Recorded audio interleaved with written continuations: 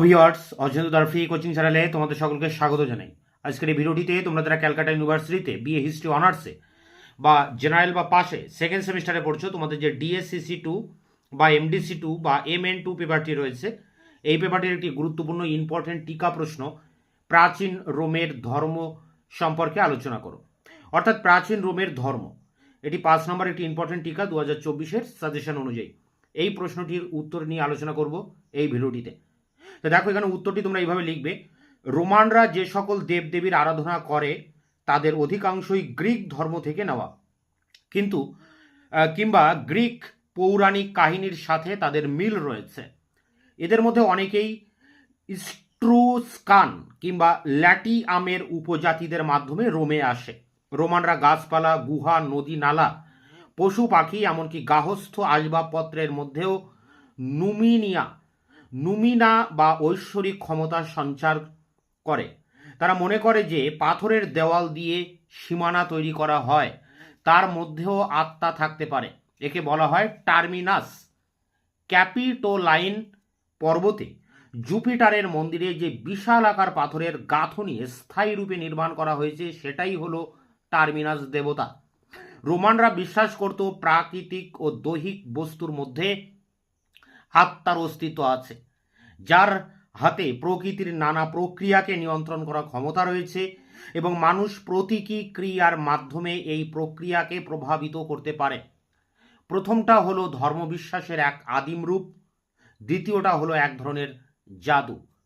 প্যারা করে দেখো, যে পরিষেবাগুলির মাধ্যমে রোমানরা তাদের জীবনের চালিকা শক্তিকে প্রভাবিত করার আশা করে তা তাদের রীতিনীতির মধ্যে দৃঢ়ভাবে প্রথিত হয়ে আছে। অর্থাৎ প্রার্থনার রীতি এবং নৈবেদ্য দেওয়ার রীতি, যে কোনো ক্ষেত্রেই নির্দিষ্ট রীতিনীতি পালন করা অত্যন্ত জরুরি ছিল। এতটুকু খামতি থাকলে আবার প্রথম থেকে শুরু করতে হতো। দেবদেবীদের অগণিত সংখ্যা এবং কারো বা লিঙ্গ সম্বন্ধে অনিশ্চয়তা সমস্যা সৃষ্টি করত। বহু রোমান দেবদেবীর একাধিক নাম ছিল এবং ঠিকমতো সম্বোধন না করলে তারা সাড়া দিতেন না। চুরি যাওয়া সম্পত্তি ফিরে পাওয়ার জন্য এবং নিজের দুর্ভাগ্য অন্যকে দিয়ে দেওয়ার জন্য আলাদা আলাদা প্রার্থনা ছিল। প্রার্থনার সাথে অনিবার্যভাবে কিছু নৈবেদ্য বা বলিদান করতে হতো। পশু বলি ছাড়াও জোয়ার বাজরা, ভুট্টার কেক, ফল, পনির, মদ ভর্তি পাত্র কিংবা দুধের বালতি দান করা হতো। রথের দৌড় প্রতিযোগিতায় যে দুটি ঘোড়া জিতত, তাদের মধ্যে একটিকে তৎক্ষণাৎ বলির বেদিতে নিয়ে যাওয়া হতো এবং বলি দেওয়া হতো। তারপর তার লেজ কেটে রক্ত নিয়ে সংরক্ষণ করার নিয়ম ছিল। বলির নিয়ম ছিল প্রলম্বিত। পশুটির মাথায় মদ ছিটিয়ে দেওয়া হতো এবং ময়দা, নুনের তৈরি পবিত্র কেকের টুকরো ছড়িয়ে দেওয়া হতো। তারপর তার গলা কাটা হতো। একাধিক পশু বলি খুব সাধারণ ছিল। হেকাটম্ব শব্দটি গ্রিক থেকে এসেছে, যার অর্থ 100 ষাঁড়ের মাথা বলি দেওয়া। লিভি তার হিস্ট্রি অফ রোম গ্রন্থেও মানুষ বলি দেওয়ার কথা উল্লেখ করেছেন। রোমানরা মনে করত যে কোনো বিপর্যয় হলো দেবতার অসম্মতির প্রকাশ এবং যে কোনো অস্বাভাবিক ঘটনা হলো সর্বনাশের লক্ষণ। সাধারণ মানুষ অত্যন্ত কুসংস্কারাচ্ছন্ন ছিল এবং জাতির দুর্দিনে কোনো রকম অশুভ লক্ষণ দেখা দিলে তাদের মধ্যে ভীতি সঞ্চারিত হতো। রোমের শুদ্ধিকরণের জন্য উৎসব অনুষ্ঠানের আয়োজন, বলি দেওয়া, জুনোর মন্দিরে উপহার স্বরূপ সোনার বাট পাঠানো, ব্রোঞ্জের মূর্তি নির্মাণ এবং প্রতীকী ভোজের আয়োজন করা হতো। লিভি বলেছেন, এই কাজ সম্পূর্ণ না হওয়া পর্যন্ত রোমান জনগণ স্বস্তি পেত না। শেষ প্যারা দেখো, 3 নম্বর প্যারা।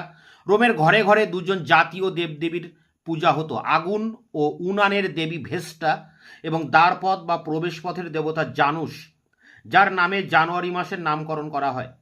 আরও 3 জন দেবতা ছিলেন: কবজার দেবী কার্ডিয়া, চৌকাঠের দেবতা লাইমেন্টিনাস এবং প্রতিটি পাতার দেবতা ফরকালাস। গৃহের মহিলাদের কাছে ভেস্টা বিশেষ গুরুত্বপূর্ণ ছিলেন। গৃহের নির্দিষ্ট দেবতা হলেন লারেস ও পেনাটেস। লারেস ছিলেন মৃত পূর্বপুরুষের আত্মা এবং তাদের নিজস্ব একটা আলমারি থাকত, যেখানে তাদের একটা ছোট্ট মূর্তি রাখা হতো। জুনো লুসিনা ছিলেন শিশুর জন্মের প্রধান দেবতা। জন্মের ঠিক পরেই পিকামানাস ও পিলুমনাস দেবতাকে পবিত্র খাদ্য নিবেদন করা হতো। পুত্র সন্তানের জন্মের 9ম দিনে শুদ্ধিকরণ এবং নামকরণের অনুষ্ঠান সম্পন্ন করা হতো, যার প্রধান দেবী ছিলেন নুনডিনা। একটা আত্মা একজন ব্যক্তির উপর সবসময় নজর রাখত, জন্মগ্রহণ থেকে শুরু করে মৃত্যু পর্যন্ত। কিন্তু মৃত্যুর মুহূর্তে কোনো আত্মা থাকতো না। দেশের সাধারণ মানুষ মনে করত প্রকৃতির সঙ্গে ধর্মীয় তাৎপর্য যুক্ত আছে। মাঠ, ফলের বাগান, আঙুর ক্ষেত, ঝর্ণা, কাঠ সবকিছুই নিজ নিজ দেবতা বা আত্মা রয়েছে। যেমন জুপিটারের জন্য ওক গাছ অত্যন্ত পবিত্র বলে মনে করা হয়। কাঠ ও মাঠের দেবতা সিলভানাস কৃষি জমি ও জঙ্গলের মধ্যে সীমানা রক্ষণাবেক্ষণ করেন এবং প্রাকৃতিক ও অতি প্রাকৃত বিপর্যয় থেকে জমিকে রক্ষা করেন। প্রায়শ্চিত্তের প্রথাগুলি যেমন বলি দেওয়া বা জাঁকজমকপূর্ণ শোভাযাত্রা তাকে ঘিরেই সম্পন্ন করা হয়। সারা বছর ধরে নানা রকম উৎসব অনুষ্ঠান আয়োজিত হতো। তো এই ছিল সেকেন্ড সেম ডিএস সিসি2 অনার্সের ক্ষেত্রে বা জেনারেলদের ক্ষেত্রে MDC2 পেপারটির গুরুত্বপূর্ণ প্রশ্ন, রোমের ধর্ম, প্রাচীন রোমের ধর্ম। এটি 5 নম্বরের টিকা প্রশ্ন হিসেবে তোমাদের আসতে পারে। তার উত্তরটি তোমাদের সামনে আলোচনা করলাম। তোমরা এটিকে সংগ্রহ করে পরীক্ষার জন্য প্রস্তুতি নাও। তোমাদের এই পেপারটির সমস্ত প্রশ্নের উত্তর আমার চ্যানেলে দেওয়া আছে এবং প্রতিটি প্রশ্নের ভিডিওর লিঙ্ক দেওয়া থাকবে ভিডিও ডেসক্রিপশন বক্সে।